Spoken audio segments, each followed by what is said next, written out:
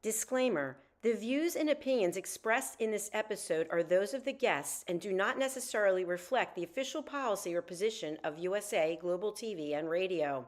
The content presented is for informational purposes only and is intended to foster open discussion and debate. Viewer discretion is advised. USA Global TV and Radio does not endorse any particular viewpoint and encourages viewers to seek out additional information and perspectives. Saving America with Dr. David D. Schein.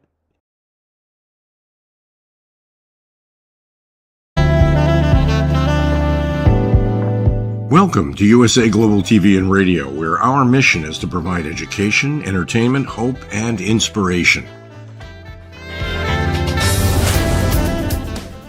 USA Global TV and Radio connects you with experts and audiences all around the world every single day to help you succeed in business and to live a richer life.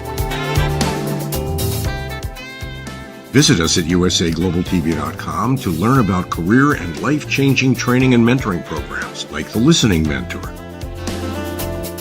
Subscribe to our newsletter to stay informed about our special programs and offers. Discover how you can become a guest on one of our shows or a host or producer of a USA Global TV and Radio show of your very own. That's USA Global TV and Radio, where the doctor is always in.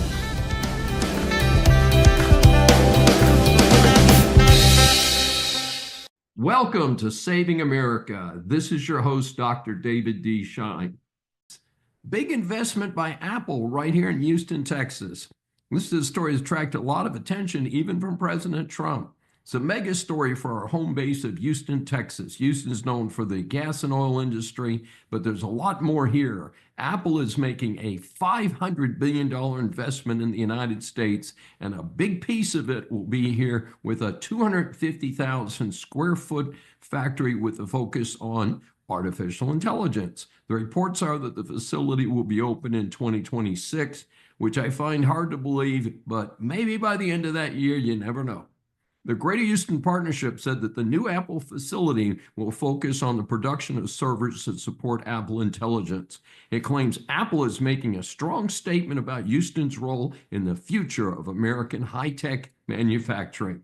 Also, according to the partnership, Houston is home to over 7,000 manufacturers producing more than 75.1 billion goods annually. It added that Houston is number 2 in the U.S. for manufacturing gross domestic product. An interesting aspect is that of further involvement in the Houston area by Foxconn, which is currently expanding its facilities here in the Greater Houston area. Foxconn, which is based in Taiwan, and last I heard, was the largest private employer in China. I hear that Foxconn investment in the current Northwest Houston facility will be about $225 million and will add about 300 employees to their current payroll. They have been tapped by Apple to manage the new facility, which will employ thousands. The secondary part of a facility like this is the impact on the community, not just from the construction jobs, but from the continuing use of local providers for various contractors for many services and supplies, including food and cleaning. The situation with Russia, Ukraine, USA, and the rest of the world is in upheaval.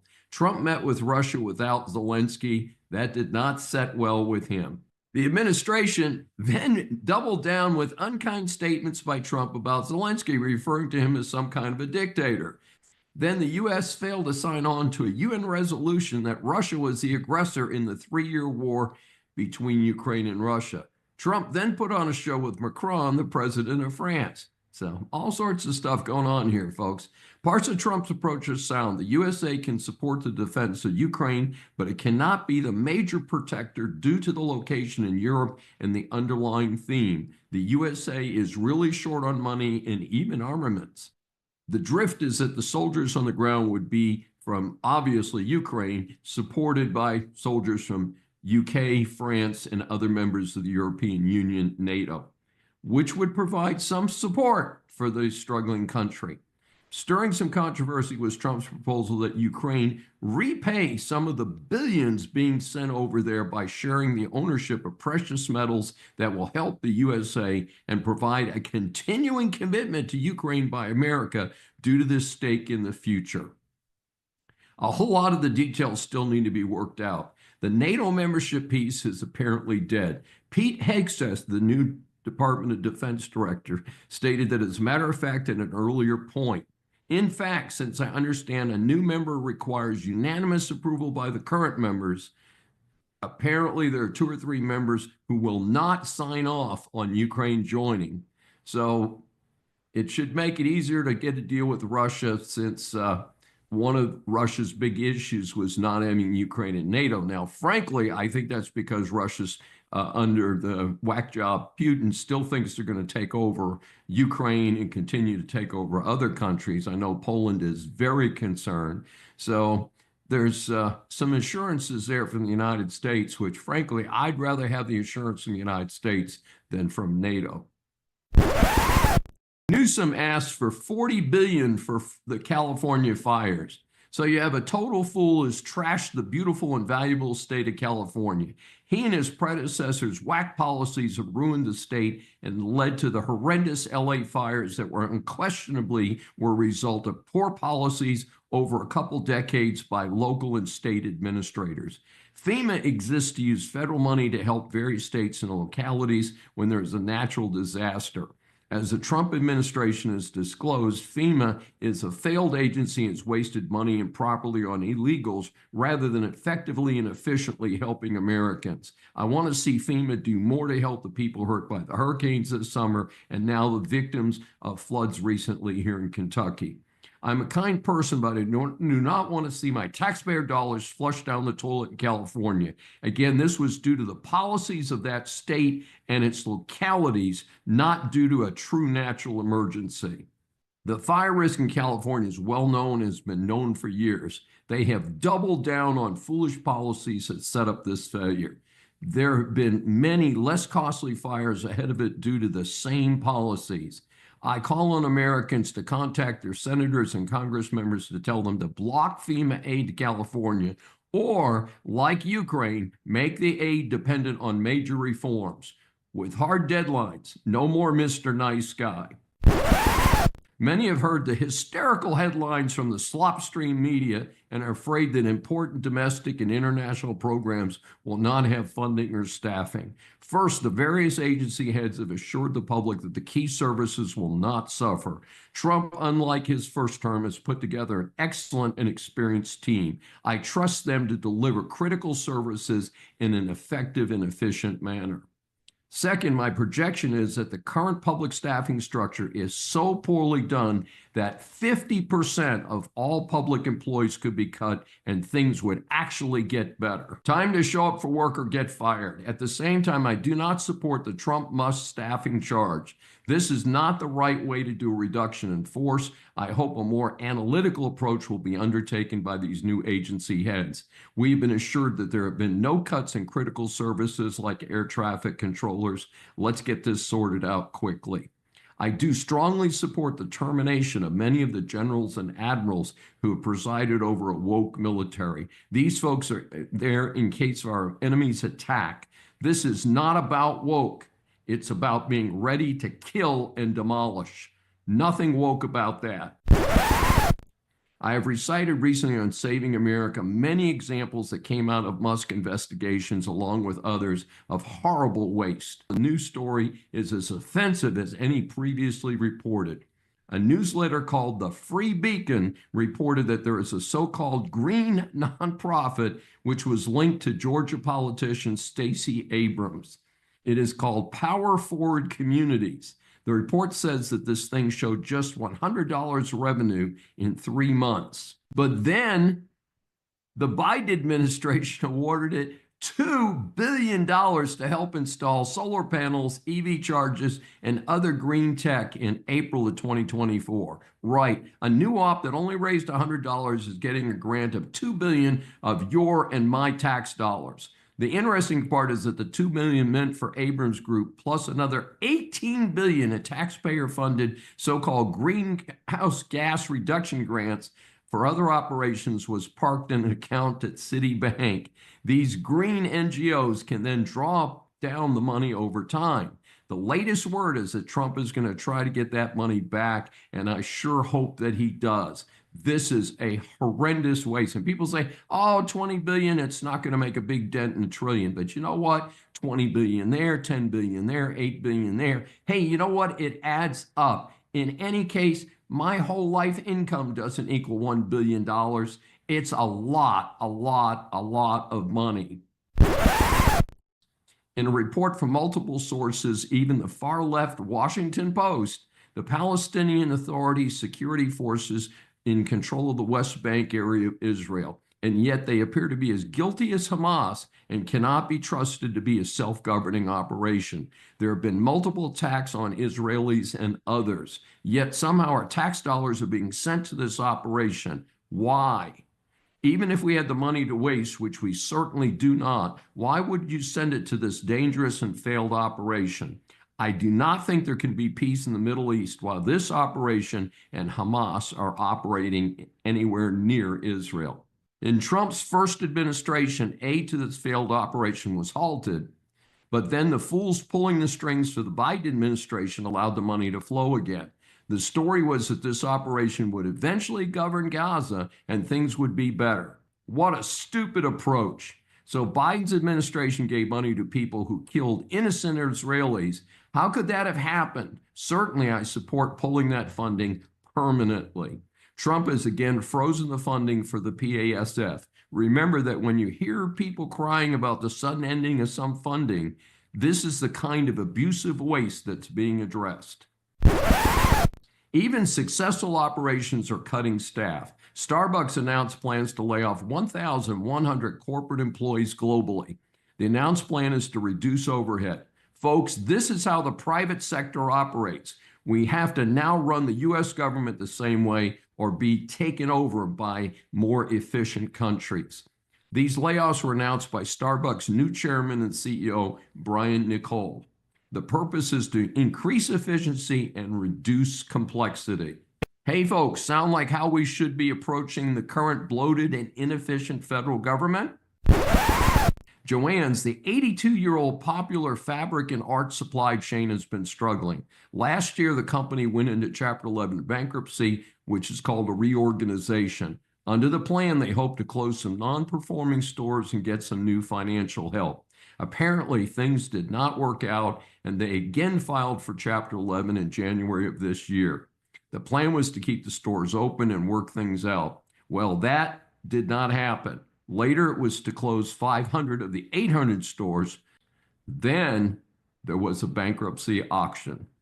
That was held in late February, and a company called G.A. Joann Retail Partnership, which is a subsidiary of asset disposition company GA Group, was the winning bidder and will now oversee the complete liquidation of Joann's remaining operations. This is still subject to bankruptcy court approval. The Fast Company article noted that this bankruptcy has a wider impact. It stated that Joann's has been a go-to retailer for crafters, quilters, and sewing enthusiasts for decades. As we have reported almost weekly here on Saving America about the closing of brick and mortar store chains, times are changing and it is tough. Further, many seamstresses and craft folks would have meetings at their local Joann stores. Times are changing, sadly, and not for the better in many cases. Speaking of going hungry, another restaurant chain is taking a hit.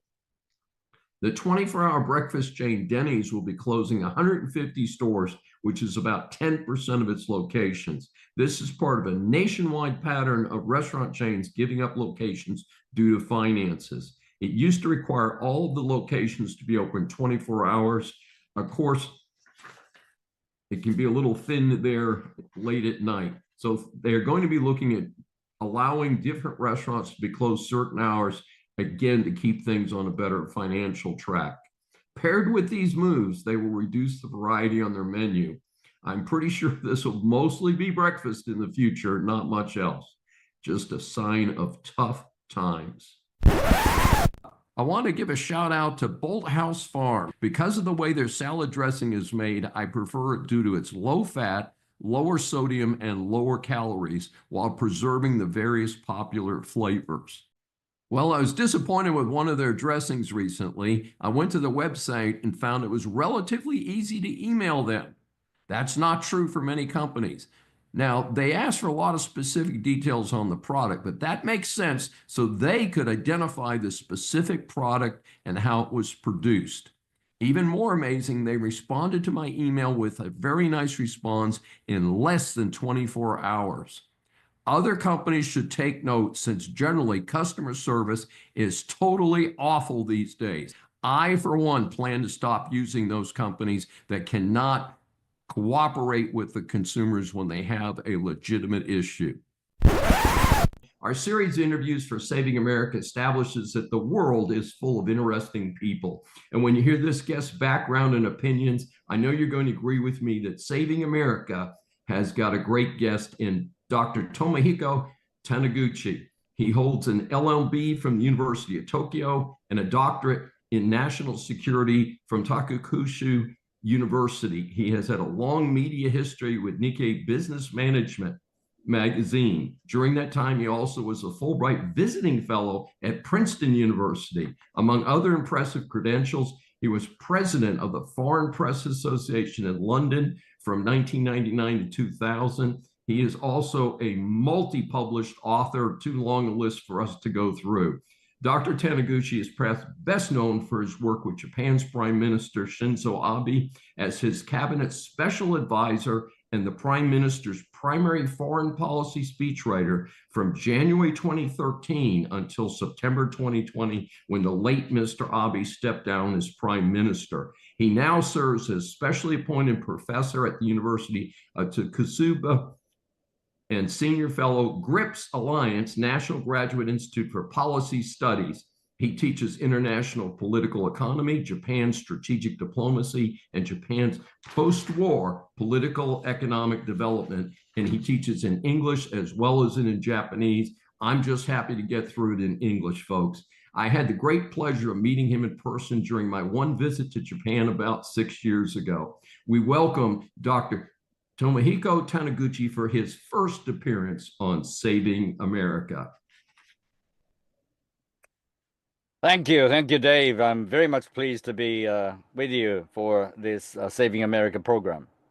And it is so good to see you after our last all too brief visit. And as you know, we ask our guests 3 questions.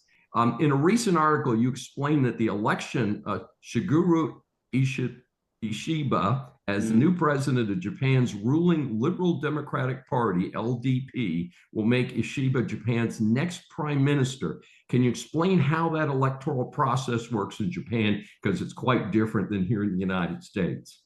It is indeed very much different from what you have in the United States. Because Japan does not have any presidential system. It is a parliamentary democracy, akin to what you see in the United Kingdom. If you get a majority in the lower house, then the head of the major majority party almost automatically gets elected by the parliamentarians as the nation's prime minister. Theoretically, it's not the end of the story because the appointed prime minister designate is still a designate, because the final endorsement should come from His Majesty, the Emperor, because Japan is running a monarchical, constitutional monarchical system. So that's the process. The election took place on the 27th of September. It was not, by definition, an election of some kind of nationwide election. It's, may I say, a party affair or family affair, if you like, that took place only within and among parliamentarians and grassroots members of the party, Liberal Democratic Party of Japan.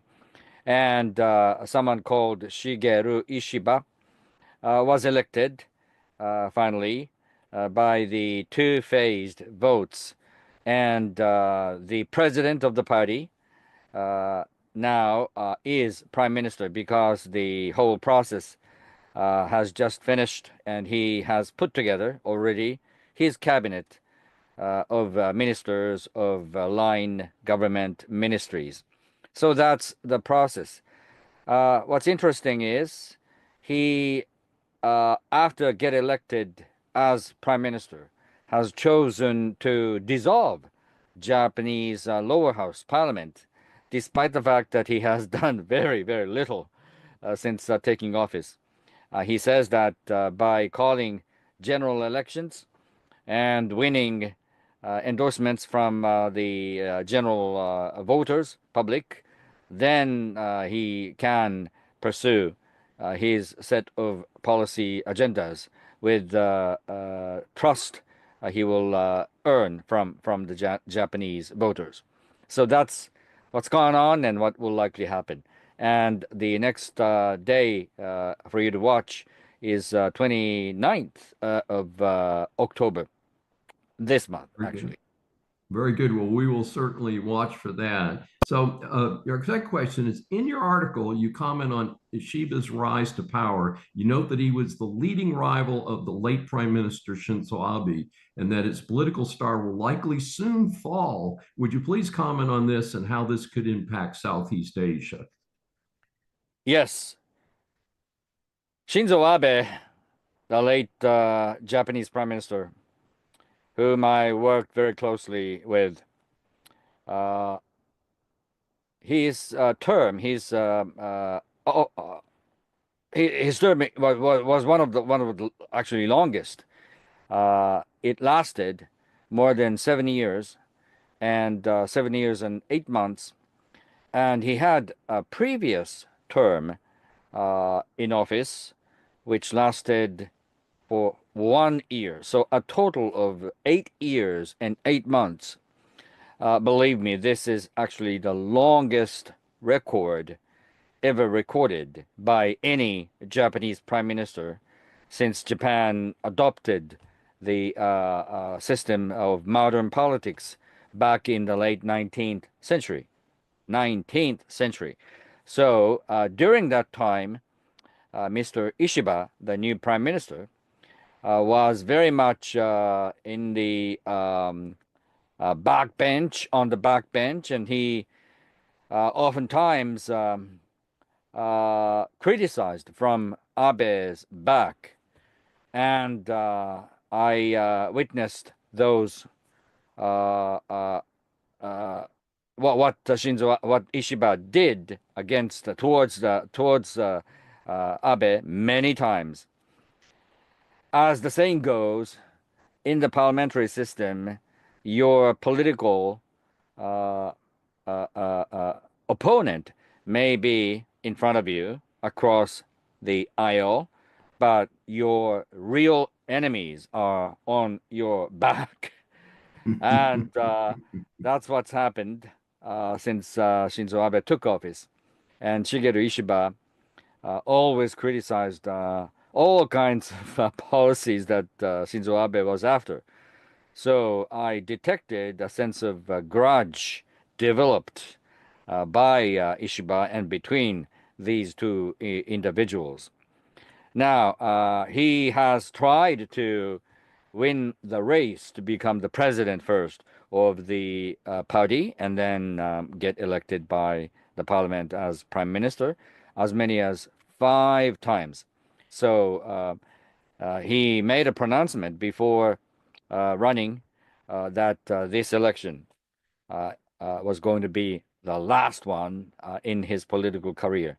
And then you could say for the last attempt, he succeeded. Now, he has said a number of sloppy things. By sloppy, what does it mean? I'm going to tell you what.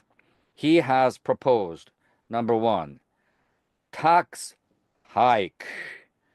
I was very much surprised by his policy agendas, especially because he says that he's going to call general elections earlier than many thought.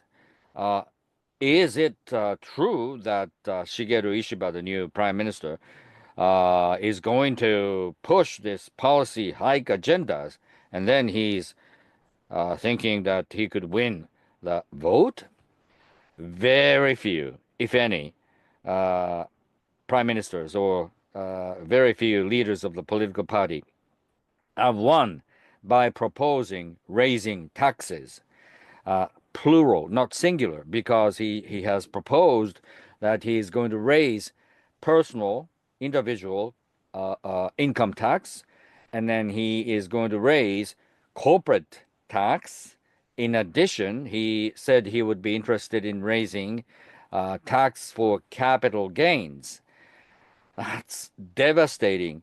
Reflecting that, the first trading day of this week, Monday, the stock index nosedived, fearful of Shigeru Ishiba's policy agendas. So that was point number one. And point number two is about national security or Japanese diplomacy. He has proposed establishing Asian version of NATO. What would you say to this proposal? Are the Japanese interested in bringing America further into the security situations in the Indo-Pacific, just as the United States has played the most significant role transatlantic? So without consulting very much heavily with the US counterpart, you could not possibly propose anything like this, because after all, the United States is the most important, is the most powerful, is the most battle ready, if you like, provider of force, both to the Atlantic region and to the Indo-Pacific region. Wait a second. That has been in place for many, many decades. Indeed, the United States led the coalition and won the war in Korean Peninsula and got engaged in terrible battle and bloody warfare in the Indochina to primarily safeguard the rules-based international order that in turn benefited Japan first and foremost. Why? Because in the 1950s, 60s, 70s, this country, Japan, was the only industrialized democracy where when all others, including South Korea, were extremely poor and under dictatorship. So what's going to change even with this new arrangement of Asia's version of NATO? I don't think very little will change. The current situation for your viewers is that Japan has been hosting the biggest number of U.S. military personnel and the most substantial military assets, naval and Air Force and Marines on the soil of Japan. By so doing, the United States is able to keep its forward deployed forces in this troubled region, neighborhood of the Indo-Pacific. And the Japanese taxpayers have been very much willing to support and cover the cost of the deployment.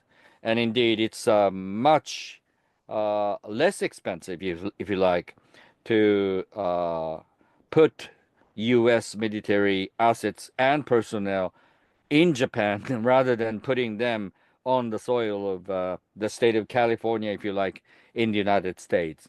So that's the arrangement that's been tested by history, and that's been in place for decades. So what more net benefit, net gain the United States could expect from building this Asia's version of NATO is extremely doubtful, is an open-ended question. So that was the second question that came to my mind. Thirdly, he has not earned reputation, if I may say frankly, as a leader that could lead complex organizations. Some say he is very much slow in making decisions. He dodges difficult questions, and he dodges ultimate responsibility that otherwise should have been taken by the leader, i.e., Mr. Ishiba. Uh, and so he is not the sort of leader that's shown its leadership timber, if you like. All that being said, one should and could hope that he is a quick learner and he knows what to be done, what not to be done, especially when faced with imminent challenge of general elections. He has to be more balanced, and he has to strike a very good balance when presenting his policy agendas. But so far, those 3 points, three factors that I mentioned, have worried me very much. Once again, whether he is a quick learner or not is something that I would very much like to pay attention to. Well, that sounds like some very valuable information for those of us who do observe world politics very closely. And we have a little bit of time left. We did want to get to our third question. With your international experience combined with your domestic experiences, how does Japan view the United States these days? Does it vary with who is president, or is there a longer term view? Let me tell you how my previous boss, the late Prime Minister Shinzo Abe, viewed the United States. His was an interesting experience. He first dealt with Barack Obama, and then he dealt with Donald Trump. Polar opposite. And may I say, he succeeded in building very good rapport with either of these two presidents. Why? Because number one, he paid very much substantial respect to the U.S. democratic process. Either of these two presidents was was who the American voters actually chose. There of course does exist a huge divide between the two parties, but the net result is you choose your president, and from outside, as Japanese Prime Minister Shinzo Abe paid respect to the decision ultimately reached by the voting process, democratically run voting process of the United States. Never, never underestimate the resilience, robustness of the oldest democratic system that humans have, and that's about the United States. So that's how Shinzo Abe viewed.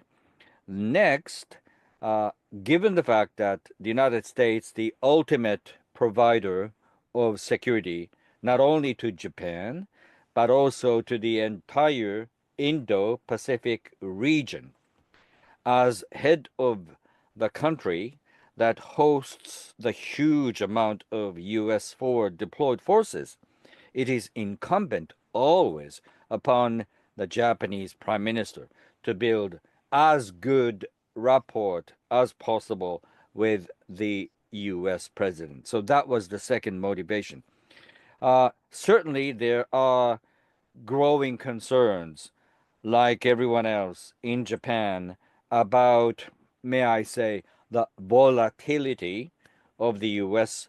political process, the deepened division between the two ends of the political spectrum, and uh, the fact that the next, if elected, Donald Trump can stay in office only for 4 years, not 8 years, 4 years. So there is a likelihood, if I may say, that Mr. Trump is going to be shorter sighted, if you like, than before. So those are some of the concerns. And if you look at the political discourse found in Japan. You can see similar voices um, uh, uh, expressed by the Japanese pundits and policy opinion formers, just as you can see similar debates and discussions in in any other country like the United Kingdom, France, or Germany. But let me put just one thing. Uh, very few people in Japan say sort of derogatory, nasty things about either one of those candidates, especially about Donald Trump. Well, it's become sort of national pastime for some countries in Europe to say very much nasty, derogatory things about Donald Trump, but you wouldn't hear much about much of those uh, dirty words spoken by the Japanese politicians or opinion formers when it comes to Donald J. Trump. Fascinating situation. Dr. Tomohiko Taniguchi, how can our audience get more information about you and your many writings?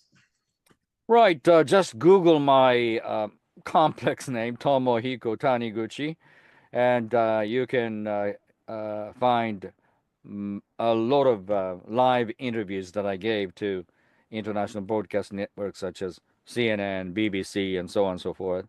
And if you cross-check my full name and Foreign Affairs, one of the prominent magazines in the United States, you can see what I wrote recently about China and Sino-Japanese relationship. And also, if you cross-check my full name and The Economist, British news magazine, then you can find what I wrote as a sort of obituary for the late Prime Minister. Which I read also, yes, a very fine piece and a very nice salute to a very positive world leader.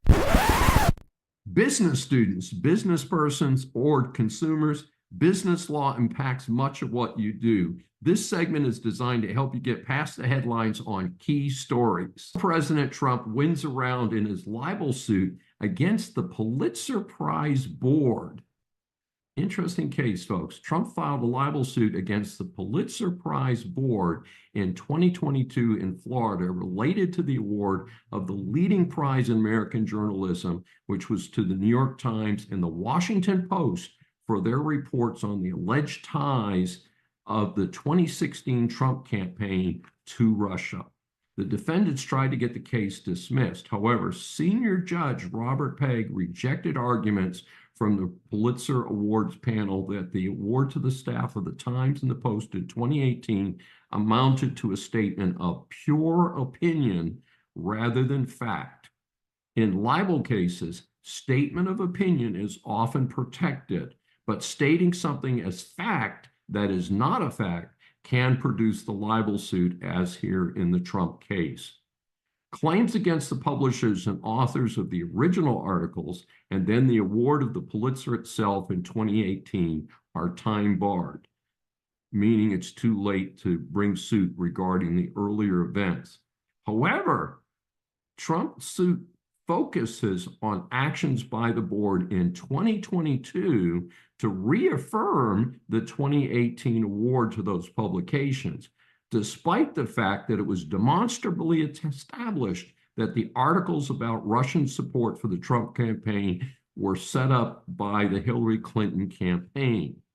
The findings of the special counsel Robert Mueller's 2-year investigation into the Russia hoax was that the evidence did not establish that members of the Trump campaign conspired or coordinated with the Russian government in election interference activities. In fact, it was disclosed that Igor Dushenko, who was later charged with lying to the FBI, had worked with Christopher Steele to construct the famed Steele dossier by being retained by a law firm working for the Hillary Clinton 2016 presidential campaign. That dossier was reportedly the source of the unsubstantiated claims linking Donald Trump to Russian interference. The judge's ruling references the Pulitzer's board's 2022 actions that failed to, quote, address if or how the independent reviewers were able to verify the anonymous sources that appeared throughout the awarded articles and were critical to advancing the larger Russian collusion hoax. The judge also rejected an attempt by some of the defendants to challenge the venue of the case in Florida. He held that they had sufficient contact with the state to be sued there. So it's going to be very interesting to see what is the ultimate outcome. Again, this just allows the case to continue. It doesn't decide the case itself. Our series of interviews for Saving America establishes that the world is full of interesting people. And I think when you hear this next interview, you're going to agree that this gentleman, Michael Higson, is indeed one of America's interesting people. We welcome him for his first interview on Saving America. Michael Higson is a #1 New York Times bestselling author and international lecturer. Blind since birth, he survived the 9/11 attacks with the help of his guide dog, Roselle. This story of teamwork and his indomitable will to live and thrive is subject of his best-selling book, Thunder Dog. Higson gives hundreds of presentations around the world each year, speaking to high-profile groups such as ExxonMobil, AT&T, and Federal Express, to name just a few. His topics include ethics, the real bottom line, moving beyond diversity to inclusion, preparing your life skills toolbox. Higson is an ambassador for the National Braille Literacy Campaign for the National Federation of the Blind, and also serves as ambassador for the American Humane Association's Hero Dog Awards. In countless TV and radio appearances, feature articles, and speaking engagements, Higson does much more than simply tell his own 9/11 story. He continuously explores the broader lessons of life and experiences. I had to shorten this incredible bio, or I would not have time for the interview itself. This is not my first meeting with Michael. He interviewed me about 2 years ago, and I am delighted to finally have a chance to interview him. We welcome Michael Higson for his first appearance on Saving America. Well, thank you. It's a pleasure to be here, and gee, with it being the first one, I guess that means maybe we'll get to do more. All I can say is what you read about that guy, I want to meet that guy someday. but it's a pleasure. It's a pleasure to be here, David, and I'm really grateful that you invited me to come on. And it's so great to reconnect. And as you know, we ask our guests 3 questions, and our first one is, in your early life, you had to transcend a world that was not as accommodating as it might be today. Please share with the audience how you progressed from being blind at birth through college and into your profession. When I was born, it wasn't known that I was blind. I was born 2 months premature and given a pure oxygen environment, which was the standard thing to do for premature kids. And it had been discovered by a gentleman at the Wilmer Eye Institute in Johns Hopkins that doing the procedure of giving a child pure oxygen environment could cause blindness, but medical science wasn't ready to recognize that.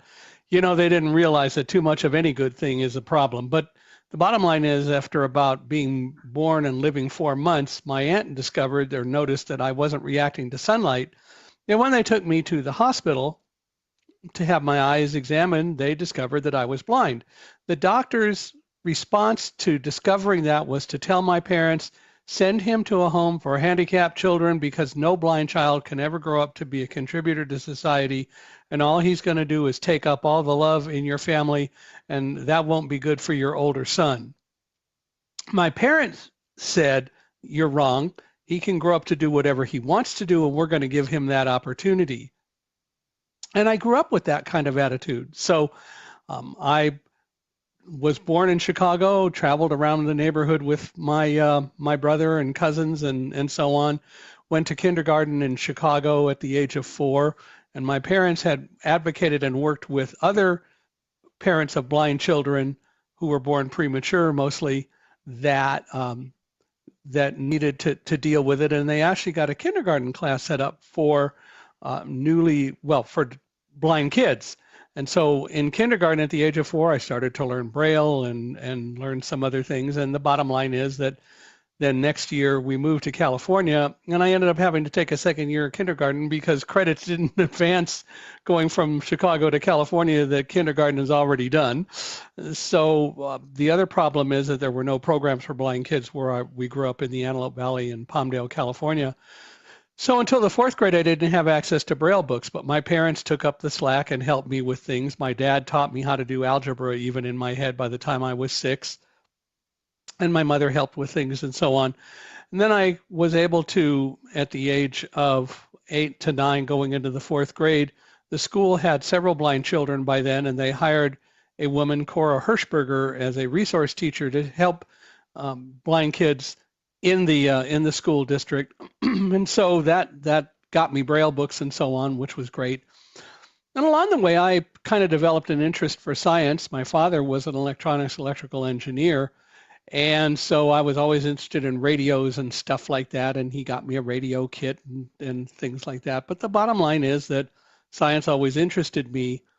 So I joined the Boy Scouts also and did pretty well. I became an Eagle Scout in the Boy Scouts of America, joined the Order of the Arrow, the Honor Society, and became Vigil, which is the highest rank available in the Order of the Arrow. My father and I both got our ham radio licenses when I was 14. He waited until I could get mine so that we could share the hobby.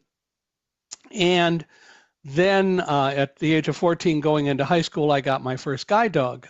I had been just walking around my neighborhood and school and so on without anything, a guide dog or a cane, because no one really taught that stuff. But also I was able to hear well enough to navigate. But going to high school, which was a much larger environment, that was a problem. So we had met someone who helped, I think, and advocated for me to be able to get a guide dog at the age of 14. And I did. I got my first guide dog, Squire, who's a golden retriever, and went through high school, did well there, and then went to college at the University of California at Irvine. Having an interest in science, I enrolled in the physics department. I ended up getting a bachelor's and a master's degree in physics from UC Irvine, a secondary teaching credential. And along the way, I joined the National Federation of the Blind, which is the largest organization of blind consumers in the country, and in fact, the world.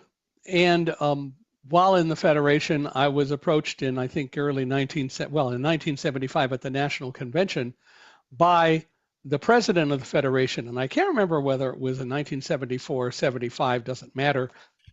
But he said, we've developed a relationship with a guy named Ray Kurzweil, who's an inventor. Nowadays, he's very known for things like the singularity concept, when computers and people are going to join forces and the intelligence of the computer can be integrated into the intelligence of a person. But at that time, he had developed technology that would allow a computer to literally read any page of print or typed or both material, omnifont optical character recognition. It didn't exist until Ray and his company came along.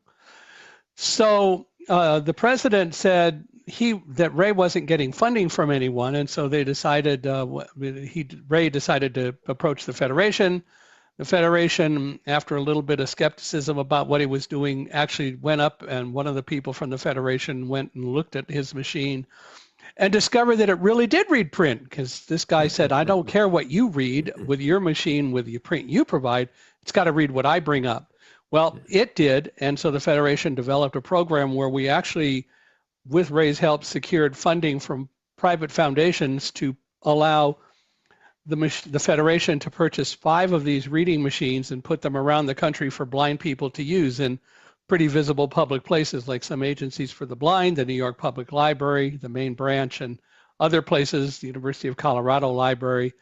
And my involvement was that the president, Dr. Jernigan, asked if I would do the day-to-day operation of the project, which meant going wherever we put machines, teaching people to use them, seeing how they use them, fixing the machines when they broke, and eventually creating at the end of the project a report which would describe the recommendations that we said had to go into the final version of the machine. So in October of 1976, I flew to Boston, never had been to Boston, much less on my own, and began that process and did it until June of 1978, when the project ended, we wrote the recommendations report.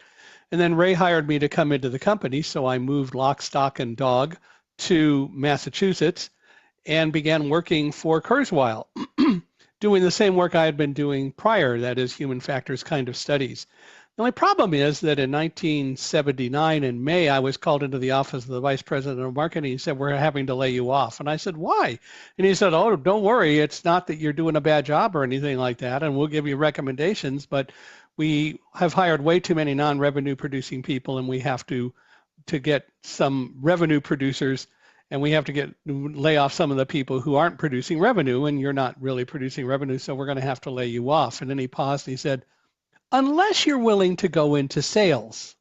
and I sort of sat there for, as I describe it, maybe a thousandth of a nanosecond. And at that time, thoughts went through my head like, well, the unemployment rate among employable blind people at this point is 70%. That's 70% unemployed, employable blind people. I had moved to Boston, didn't want to have to go into a job search mode. So as I love to tell people, I lowered my standards and went into sales from science and learned how to sell, took a Dale Carnegie sales course that Kurzweil's company funded, and then began selling not the reading machine for the blind at $50,000 a machine, but a new version of the machine called the Kurzweil data entry machine, which is what they wanted me to sell. And I realized that if they wanted me to sell that, then they must have some real confidence in me. And I was given a sales territory of New England and all of Canada and started selling that machine by the October timeframe of 1979. And so that was when I started truly selling in a professional way. I shouldn't say I started in October because I started selling immediately, but it took a while to, catch up with the whole process. But I did that until 1984, when Kurzweil was purchased by Xerox, and they decided to eliminate all of the salespeople in the data entry machine program because Xerox didn't want the people, they wanted the technology. So then I really did have to go off and find a job. Well, by that time, several things had happened. Kurzweil relocated me back to California as they were working to integrate with Xerox, and I was asked to help integrate the Kurzweil company technology and culture into the West Coast part of Xerox, which I did. So I moved back to California in October of 1981, and in January of 1982, through a friend, I met a woman named Karen Ashurst. Karen was in a wheelchair her whole life, but we hit it off, and the bottom line is in November of 1982, we got married. And we were married for 40 years until she passed away in November of 2022. But the bottom line is that when I started searching for a job, when Kurzweil, Xerox, eliminated the position, I couldn't find one. I even had a headhunter who had arranged for me to go up to interview for a job in Northern California, but he called the night before the interview and he said, I noticed you do a lot of things with blind people. That's really nice. Is there a blind person somewhere in your family? And I said, yeah, I am. You are? Yes, I am. Well, we're going to have to tell the employer. They're going to probably want to cancel the interview. And I said, why? Nothing has changed. Well, yes, it is. You're blind. I said, my resume hasn't changed. Nevertheless, the interview was canceled. So in 1985, I started my own company selling PC-based computer-aided design systems to architects. A blind guy selling graphics, why not? Now, I didn't have the opportunity to run the machine because it was visual, but I learned how to run the machine so I could sit somebody down in front of it when salespeople we hired were involved with other things, and I could walk somebody through the process. The bottom line is blindness isn't the problem. It's people's attitudes about blindness as described with the doctors in the beginning and so on. But anyway, I did that for 4 years, and then I went back into the workforce. And when I decided I wanted to go back into the workforce and sold the company, my wife and I were looking at newspapers one day, and she saw a job advertisement that looked really pretty cool.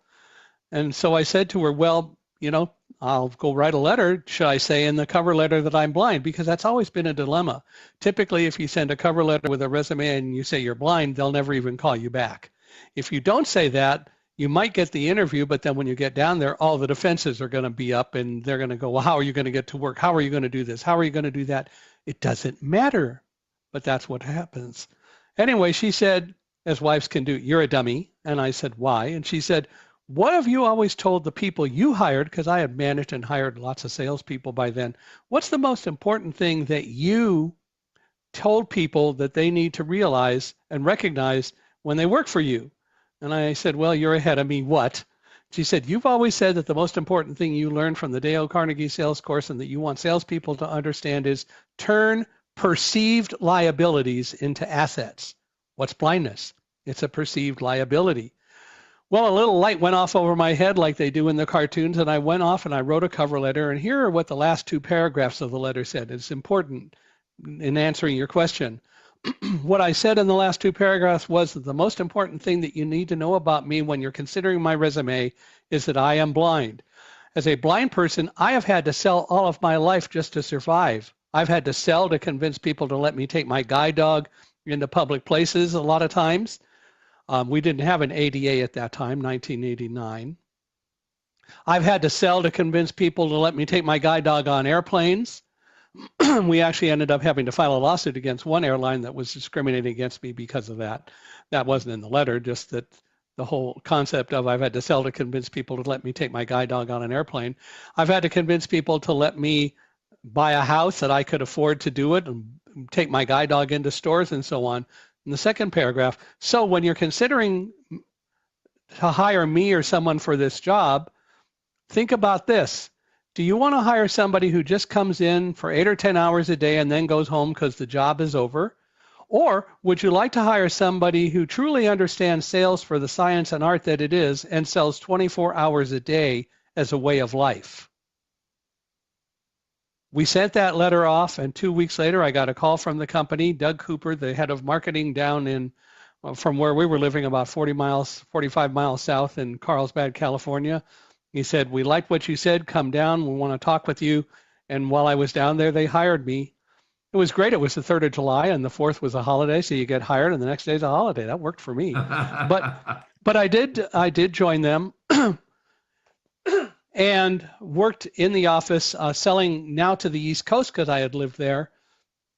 And so did that until 1996 when they asked me to relocate to New York to sell for the company. My wife wasn't excited about that, but we made the move. And she said, I'll do it if it's going to help get you another job and get out of this company because they're not going to handle the office well. That's what she felt.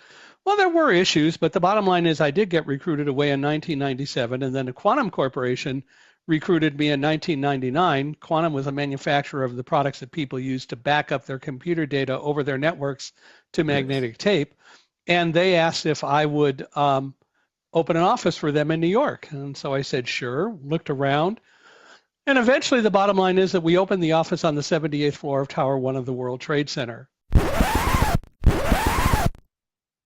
Thanks for joining me for Saving America. If you have questions or comments, please find me on various social media sites. I'm Dr. David D. Schein, and I will see you next week.